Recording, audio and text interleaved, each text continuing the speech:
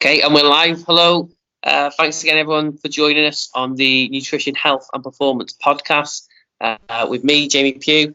I'm really lucky today to be joined by Ric Moylan as our guest. We're going to talk about some of Ric's career, some of his knowledge. We're going to get into some of the athletes he's worked with and what he does, how he's got there.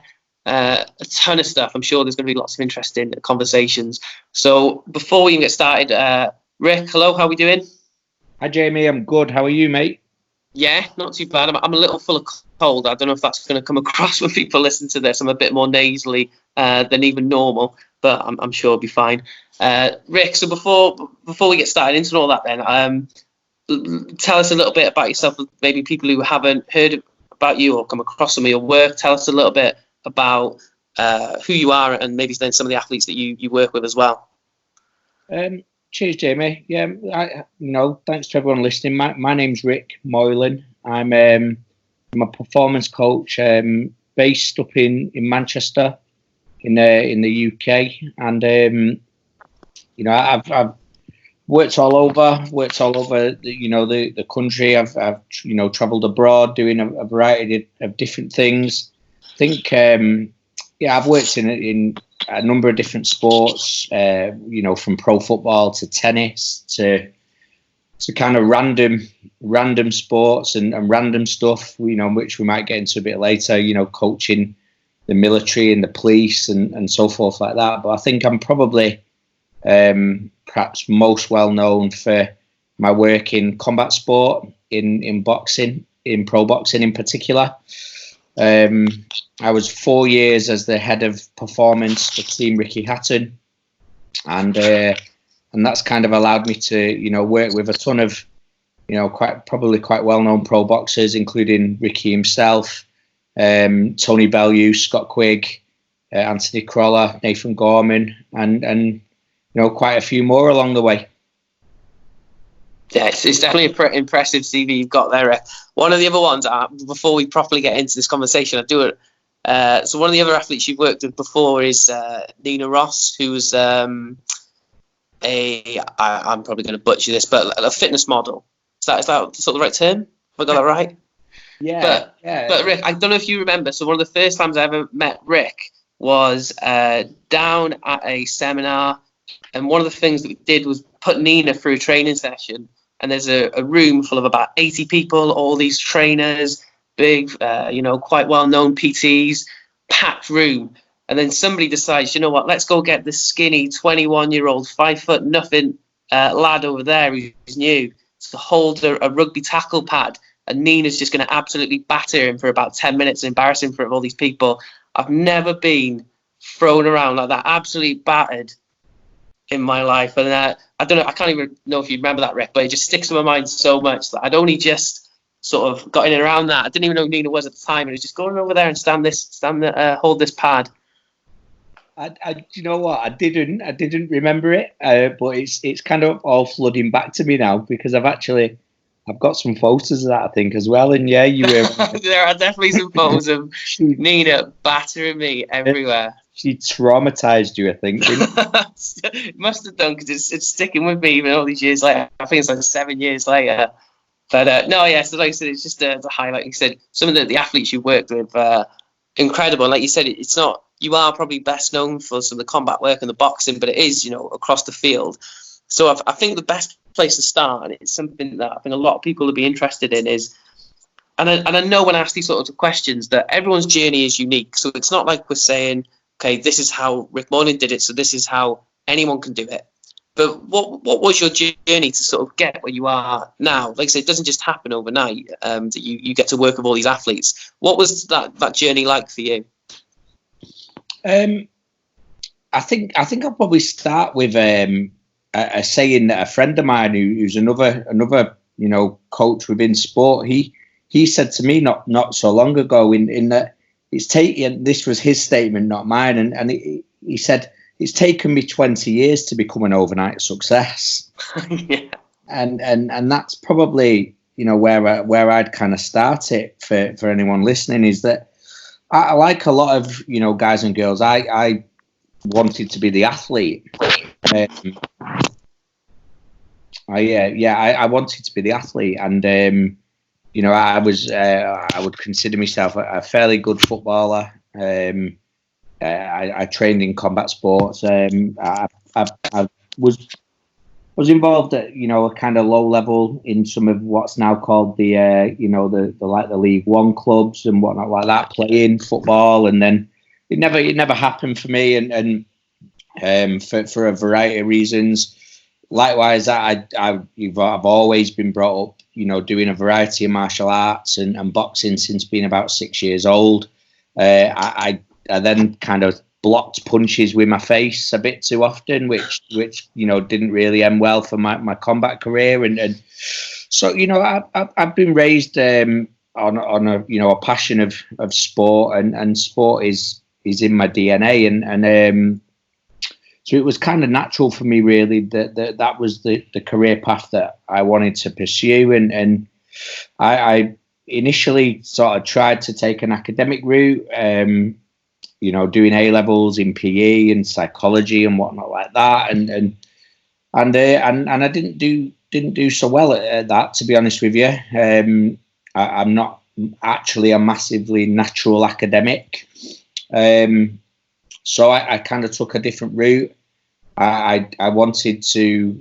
I got myself qualified as a personal trainer, and I actually worked as a personal trainer for a few years. But the sport itch was still there, let's say, and I then pursued that, and I pursued it in a path. I went back to university, managed to get myself a degree, and many years down the line, I completed my masters, which maybe we'll talk about a little bit later. But I went down a path that I would highly encourage a lot of people to do, and in that I started working voluntarily with young athletes, and that was how I began my journey. No, and like I said, I think the passion definitely comes through when you explain it there, and I think it's important then, isn't it, that people get that. Some people, they want to come into this industry, and it's there's an interest, but I think you do sometimes have to have that passion to really understand it, to really want to be involved in it. So yeah, no, you can hear it in the way you're even describing it there. So what do you think was the first, I don't want to say big break, but when did you maybe start to think that you could make a career out of this then? Well, yeah, I mean, kind of maybe just before I answer that, I completely agree with what you're saying about passion, and young trainers and coaches will come to me and they'll say, that they'll work in any sport. And whilst I find that admirable, when you're involved in sport, you have to be passionate, because there is so much sacrifice. There's so much sacrifice to your personal life, to your home life. There's travel, which is on the surface glamorous when it isn't always the case. So I think you've got to, you should really try and pursue the sports that you really love and you really enjoy, because you have to become fully immersed in it. And I think that then leads me on to your question, is that the minute I started working, I did a bit of work in some amateur boxing clubs, working with young kids. And the minute I walked into that environment again, I'd obviously trained in boxing gyms years ago, but then as a bit of an older chap at the grand old age of 21 or however old I was, I just knew straight away that was where I wanted to be, and I was prepared to do whatever it took. I got the feeling in my stomach. I got the buzz, and I wanted to work with young fighters and young athletes and go on that journey with them. I was then given an opportunity through a mutual friend. He approached me and he said, "I've got a young boxer who's a friend of mine, who's just gone professional. I know you've been working with some young boxers yourself." There was no financial package available at that time. It was very much a helping him out. He was just getting started. I was just getting started. And the young boxer was Anthony Crolla, who went on to become, as we know, an extremely famous and an extremely successful boxer, and I knew straight away, the minute I walked into Anthony Crolla's gym at that time, I thought, this is where I want to be, and I'm going to make this happen for myself. Yeah, like you said, and all of that resonates so much. And maybe people have different opinions, but what you said about working in the sport you love, I couldn't agree more. And I know it might be hypocritical because maybe in a year's, 2 years, 3 years, who knows whatever happens, and I might be sat with an opportunity in a sport that isn't my passion. But I would like to think the ones I'm really going to get opportunities in are the ones I'm going to go find opportunities in because I want to work there. Same with you, like I said, it's yes, you're interested in sports across the board, but really where you're passionate, really where you're gonna want the athlete to win as much as they want to win, almost, as like I said, the sports you've got passion for. And this is which probably doesn't end up being a coincidence then, or a lucky break, or a fluke, or anything like that you get those sorts of opportunities like you had early on. So, and I suppose from there, did it kind of just snowball? Did you sort of, okay, well, I got some success, and one thing leads to another, success leads to more opportunities? Yeah, well, there was actually 4 or 5 good boxers, very, very good boxers in that gym at that time, and 1 or 2 of them didn't make it quite to the level they perhaps could have done through, injuries, and the path of sport is or success in sport is not a linear path. You and I kind of both know that, and a couple of them had bad injuries, and then perhaps weren't, perhaps managed as well as they could or should have been. But there was 4 or 5, really, really talented boxers in with Anthony Crolla. Frankie Gavin was one of them, who was the Olympic silver medalist, and I excuse me, I might have told you that wrong. He was the world gold medalist, I think, and then Frankie actually, there was an issue with the Olympics, which we'll probably leave that there. But another one in the gym was Tony Bellew at that time, a young Tony Bellew, and obviously he's gone on to do, like Crolla, phenomenal things, So yeah, it kind of snowballed from there. I was working with these young fighters and learning my trade as they were learning their trade, and I kind of had an idea what it was I wanted to do with him, but I was certainly figuring it out as well and making a few mistakes. But I was with them for a couple of years. I paid my dues. I gave my time, and that was when I got the approach from Mr. Ricky Hatton and Team Ricky Hatton. Yeah, and like I said, that must have been an amazing opportunity. And you said that about making mistakes and learn as you went along. What were you? How were you going about that review process then for yourself as a trainer? How were you going about thinking and coming up with those the training programs and stuff like that? What was your process looking like at the time then? Well, yeah, a question, or a statement that gets said to me by a lot of young performance and S&C based coaches, which is is kind of my field, is that they want to work at in elite sport with elite athletes, and I will be quite hard with them, and I'll say to them, you're not good enough, and they'll they will kind of look at me because they may have a degree or a master's or whatever, and what I mean by that is you've got to be able to handle all scenarios that elite sport throws at you. So when I was, fairly, let's say, newer qualified and a bit younger coming through, I was in even though these guys, Bellew and Crolla, it was a lower, even though they were professional, it was a lower pressure environment at that time.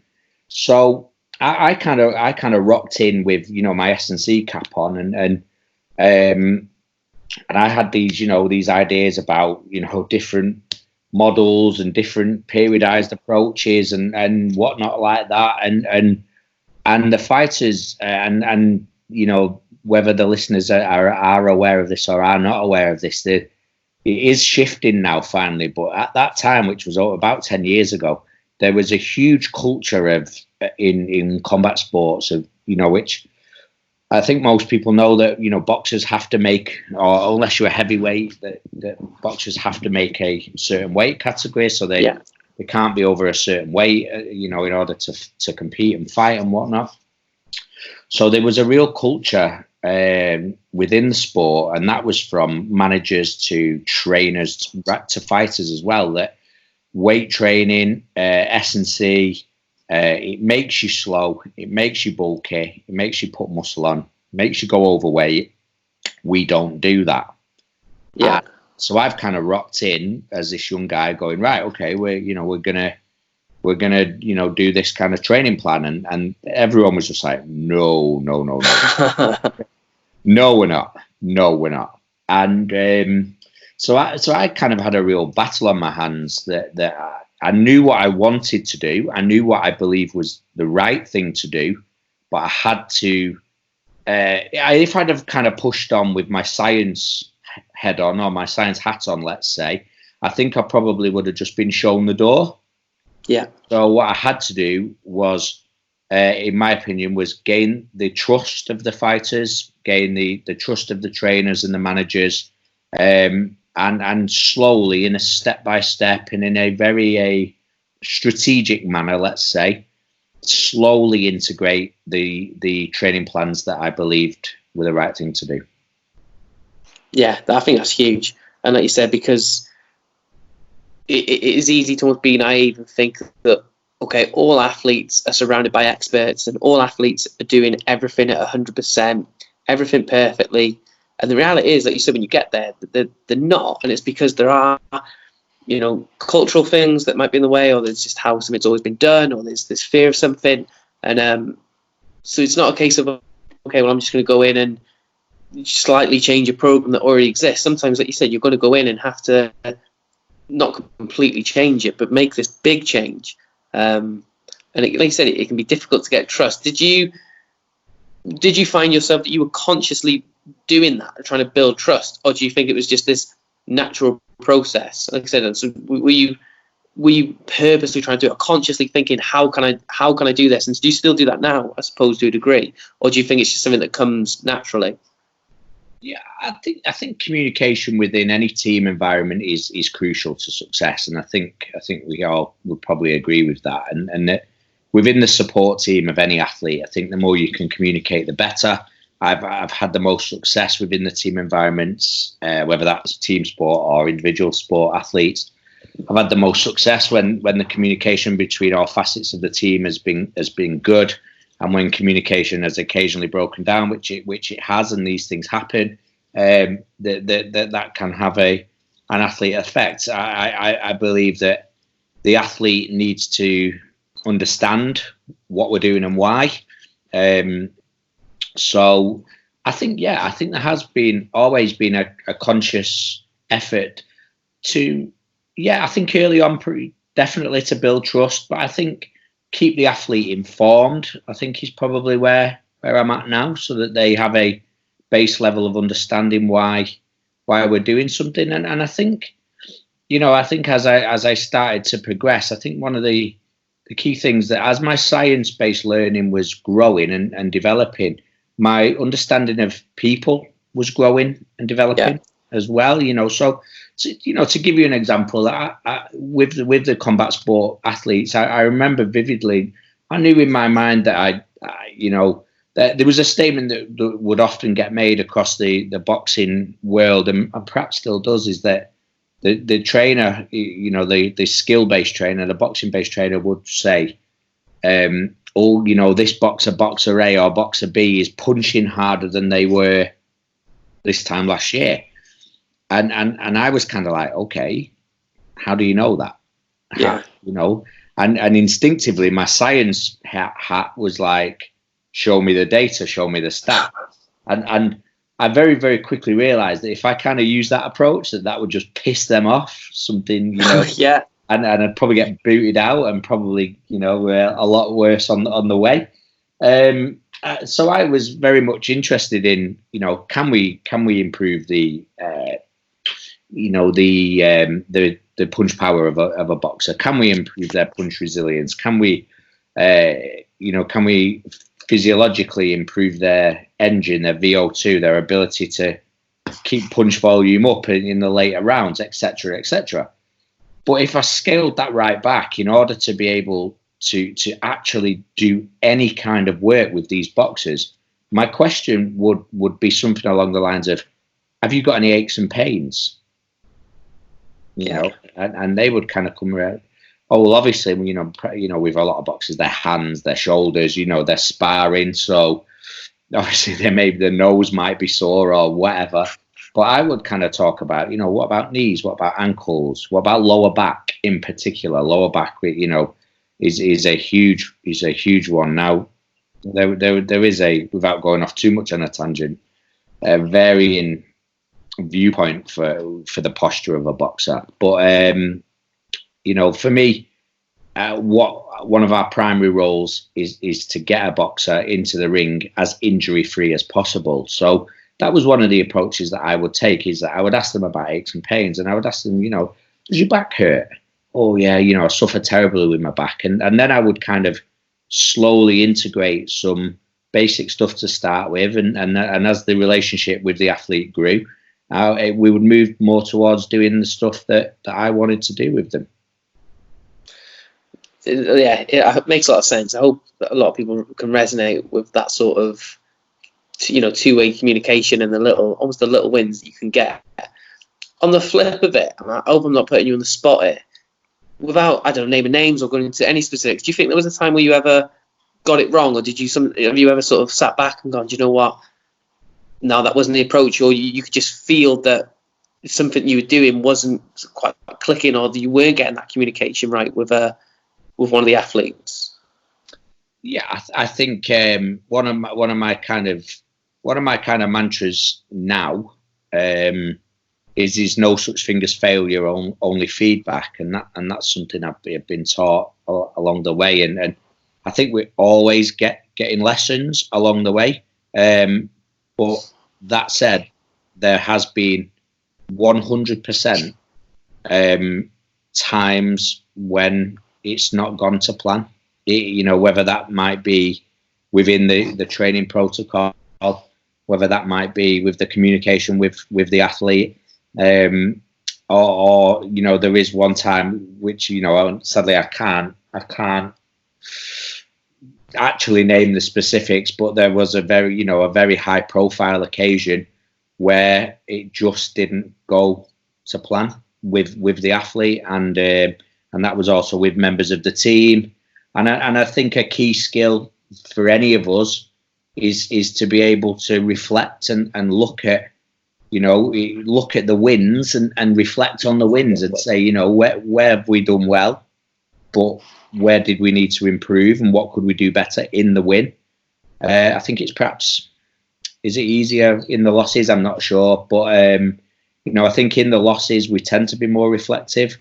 But 100%, Jamie, you know, I've been involved in some amazing nights, some amazing successes, but with sport you surf the waves, and there has been times, when it hasn't gone to plan. And I think, you know, a key message, if there are young coaches listening, is we have to be able to reflect and debrief and look at ourselves and say, you know, where do I need to get better? What didn't go to plan there?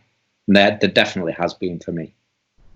Yeah, no, and like I said, it's so difficult because they are complex organisms, environments. Like I said, there's so many factors that can go into a win and a loss for an athlete that it's sometimes difficult to separate your own performance as a coach or part of the support staff with that the athletes. They said, because, you know, it can happen both ways. You can be doing things that aren't 100% and the athlete can still get a win, or on the flip side, you could be doing things, you know, pretty well. You can be doing most things to a good standard, and that the luck of the draw or a ref decision or something, and, you know, an athlete can then lose, and it can be difficult to, I think, then separate or really get an honest reflection, because within that, then you're going to get emotions. And as I said, I think some of these, it takes time as well. You do have to maybe wait, let the dust settle a bit before you can actually start to think, okay, was that me, or what was my part in that, good or bad?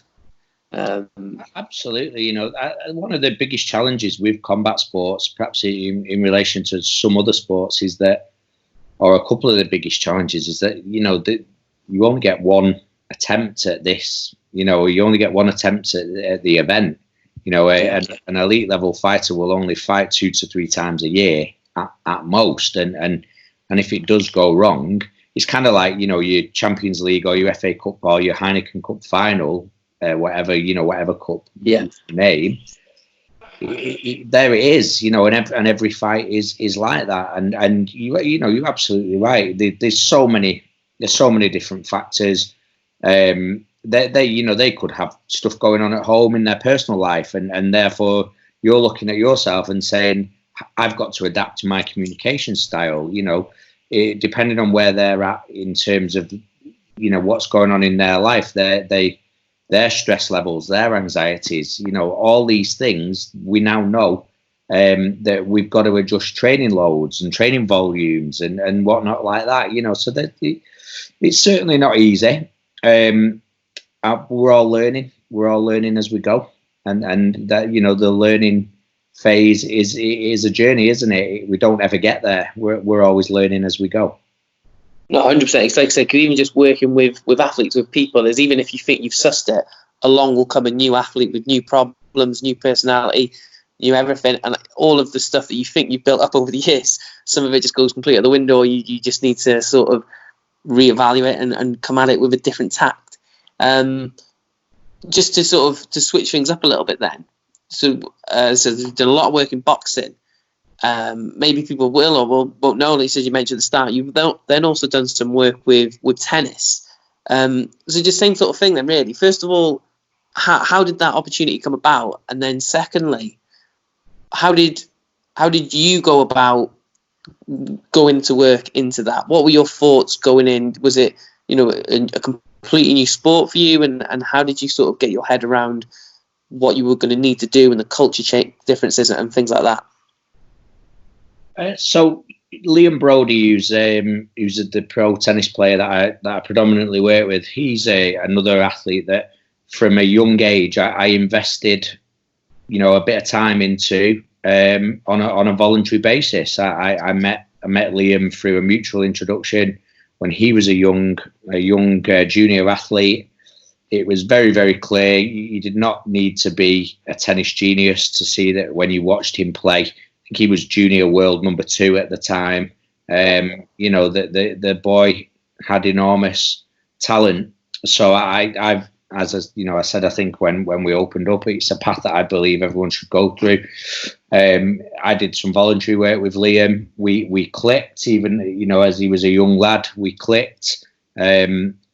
I did some basic work with him, and that slowly and steadily evolved. And I've worked with him on and off now for over 15 years, and in that time he's done some work with a couple of other people. But I've always been in and around his career, and I think you actually touched on it in your question there, which was one of the biggest challenges is the cultural difference between a game like tennis.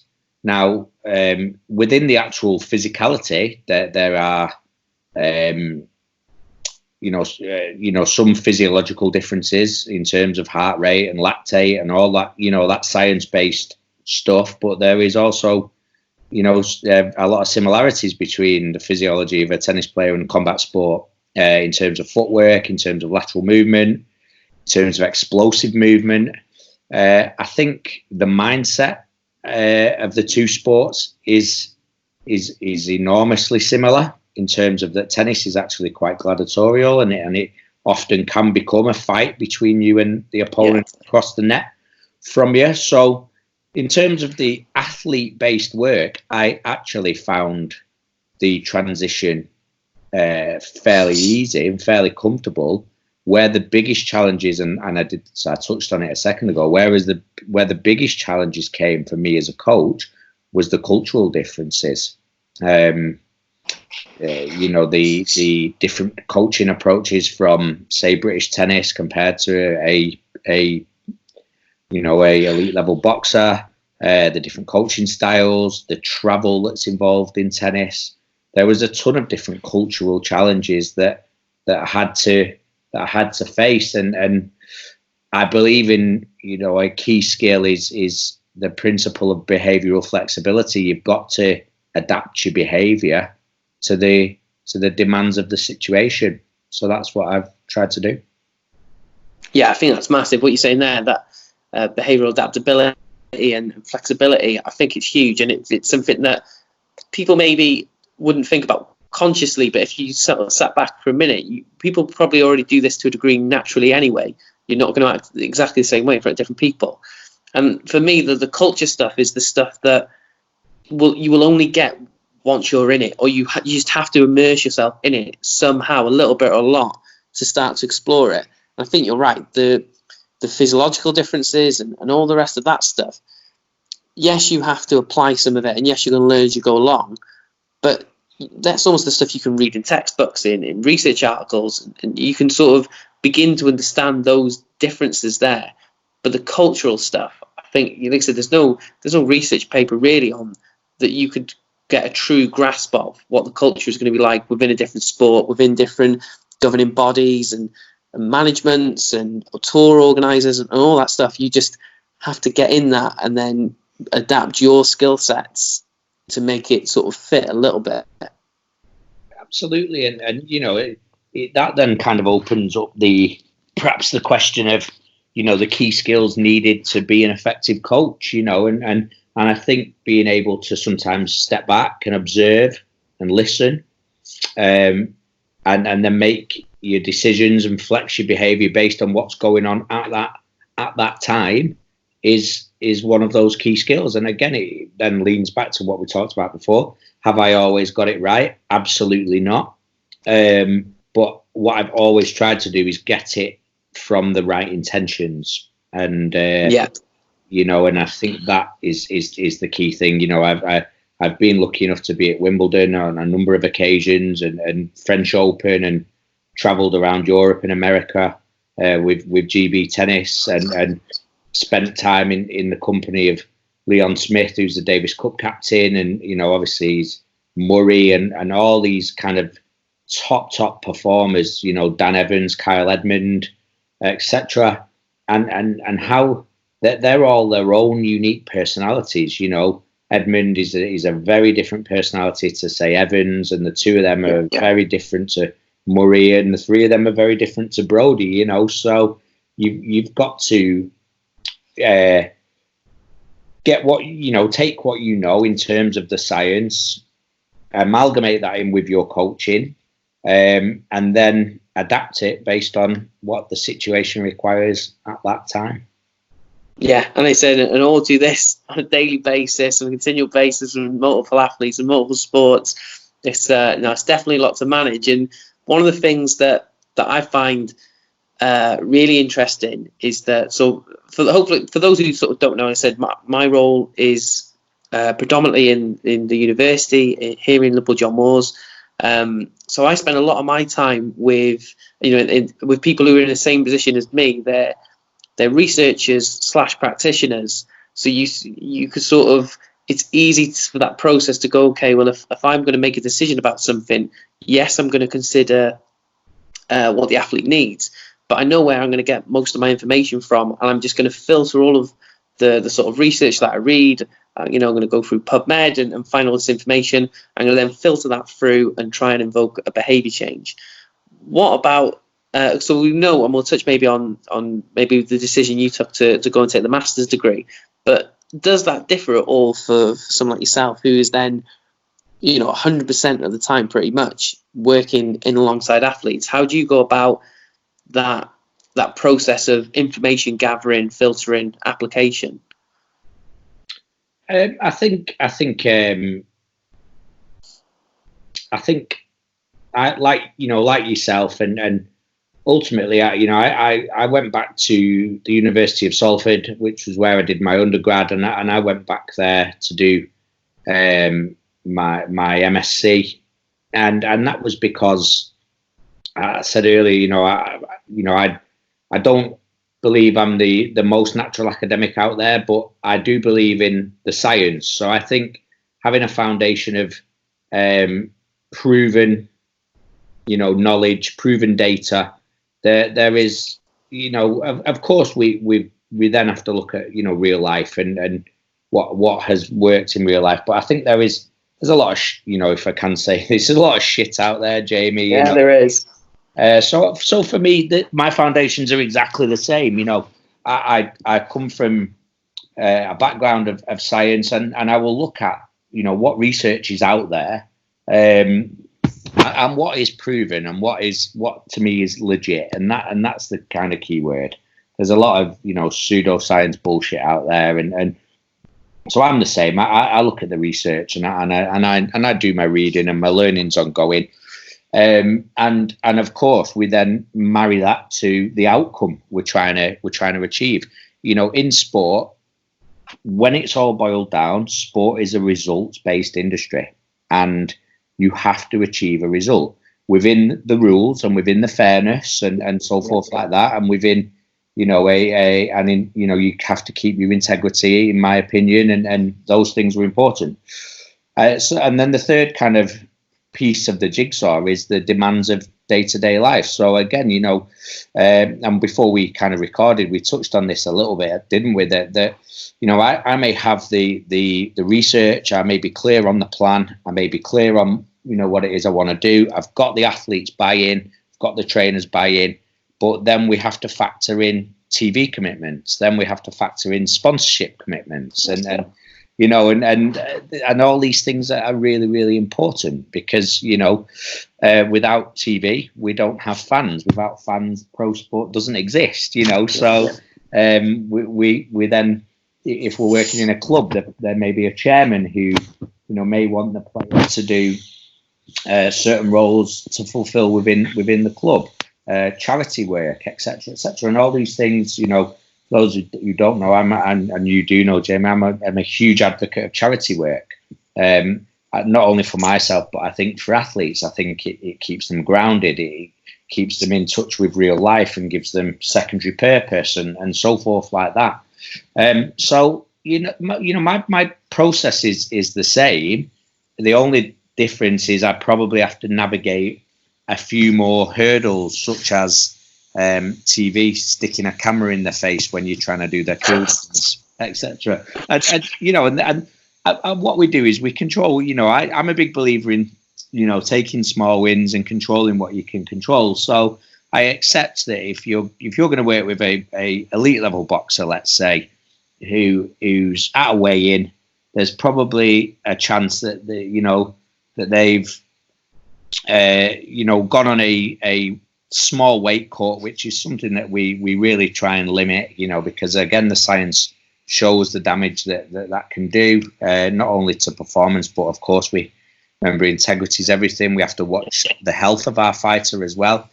I know that when my boxers coming off the scales, that the TV want some interviews. They want to build the fight up. They've got fans who want to hear from the fighter saying, are you ready for the fight tomorrow? How are you feeling? Tactics, etc., etc. So I simply will say to my fighter, before you go and go and do your TV, while you're putting your shorts or your pants on and your shoes and socks on, I'm just going to do this little process with you. Then you can go and do your TV. So we have a little negotiation, which I kind of get what I want, TV get what they want, and fundamentally, it's giving the fighter the best chance of success. Yeah, and that practical solutions aspect of things, I think, is huge, because again, it's not the things you're going to read in textbooks or research articles, because this is what science or, you know, research might say is optimal. But to be able to translate that, they said athletes they're not robots, so they've not got this completely empty schedule ready for you to sort of map out their day for them. Sometimes it's completely opposite. It's okay, this is what science says, or how the hell am I going to be able to get this around the just real world? Or like I said, an athlete with such a busy commitment level outside of just the normal sport itself. And those are the things that you're only going to learn being involved, being in the trenches a little bit. And I constantly flip back and forth between which do I think is more important, the knowledge or the application. And because you're right, you do need a good ground knowledge base, and not just a knowledge base, but that skill to think critically as well, because there's so much knowledge. it's not just about read as much as you can. It's about having that ability to say, okay, well, like you said with the pseudoscience, I'd say there's almost as much shit research as well, or it might not be applicable. So how do you go about critically analysing that?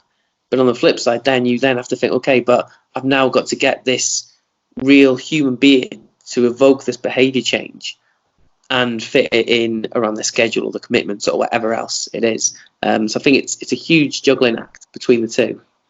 Yeah, they can, and again, you learn this from experience sometimes as well. You learn this from getting it wrong, and getting it wrong can sometimes look, it can be just a small thing, and I remember being with a fighter who fought at Wembley, and the weigh-in was literally 100 yards from the hotel, and you're thinking, okay, cool, we can just walk across the road, get to the weigh-in, get back to the hotel, perfect. But then you've got to factor in that there's going to be a good few thousand fans there who have paid their hard-earned money. They want to get their photo, let's say, with the boxer, which is cool. It's something for them to look back on. As I say, they're working hard. They've paid their hard-earned money to go and support the fighter. But that logistically, it's a 1 minute walk across the courtyard. But you're probably going to get stopped for 500 photos, and that's then going to mean that's an hour before your fighter gets any food in their stomach.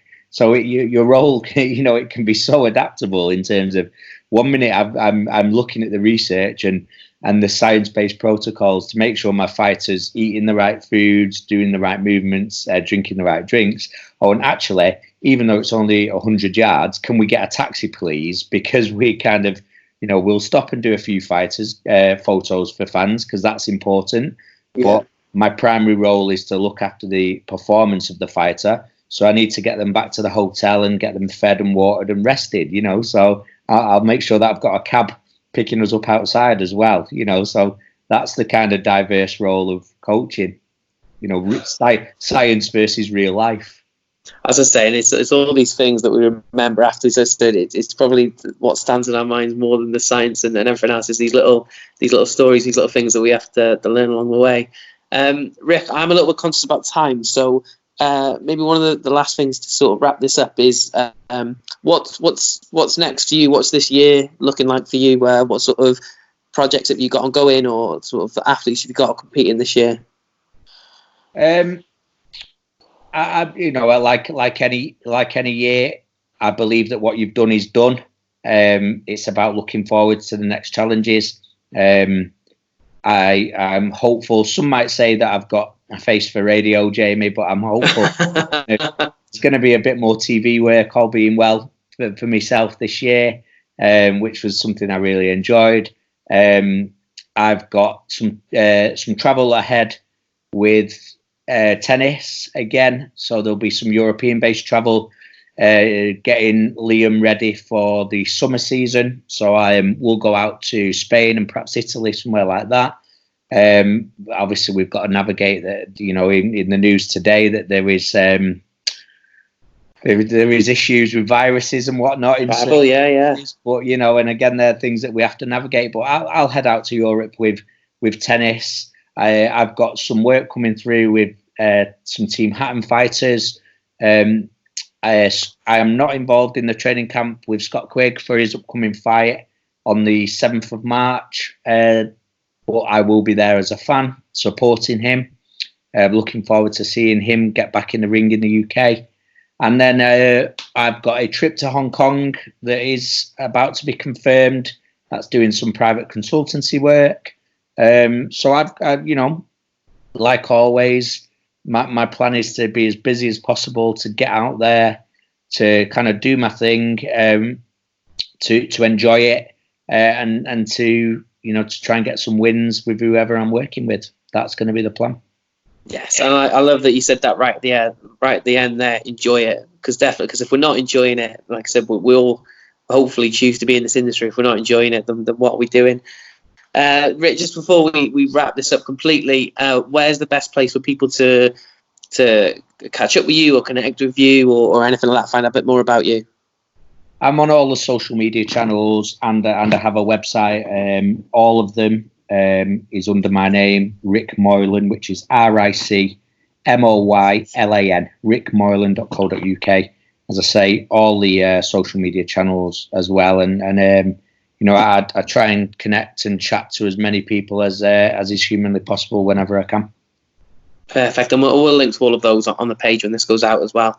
But Rick, listen, it's been amazing to talk to you. I really loved this chat in particular. So thanks very much for doing this for us. And hopefully we'll get you back on again soon, maybe towards the end of the year for a part 2 and a catch up, see how all that's gone. Cheers, Jamie. Good to talk to you. Perfect. Thank you very much. See you later.